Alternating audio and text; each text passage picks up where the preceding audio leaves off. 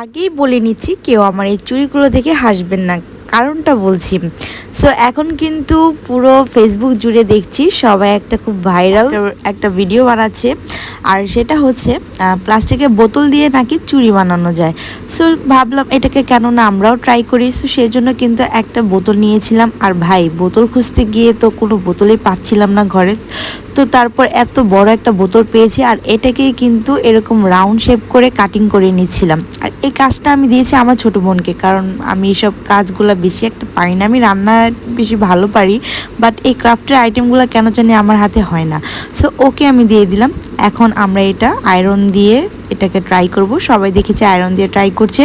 So প্রথমে কিন্তু এক পাশ এরকমভাবে দিয়ে আস্তে আস্তে করে দেন চারোদিক এভাবে ঘুরিয়ে ঘুরিয়ে কিন্তু এই চুড়িটা বানাতে হয়। এই কাজটা কিন্তু অনেক সাবধানে করতে হয়, কারণ এটা একটু 19-20 হয়ে গেলে কিন্তু পুরো একদম প্লাস্টিকটা চুপসে যাবে। আর আমাদের সাথেও এরকম হয়েছিল, সেটা আমি নেক্সট ডে শেয়ার করব।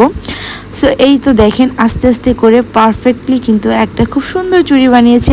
আর যেহেতু বোতলগুলো অনেক বড় ছিল, তাই চুড়ির সাইজগুলো ভাই এরকম হয়েছে। আমি জাস্ট ট্রাই করেছিলাম যেটা প্রপারভাবে আসলে কাজ করে নাকি। সো দেখলাম এটা অনেক সুন্দর হয়ে। সো কেমন লাগলো আপনাদের কাছে আমার এই ভিডিওটি অবশ্যই কমেন্ট করে জানাবেন। আর হ্যাঁ, বাসায় কিন্তু আপনারা এভাবে চুড়িটা ট্রাই করতে পারবেন, ভালোই লাগলো।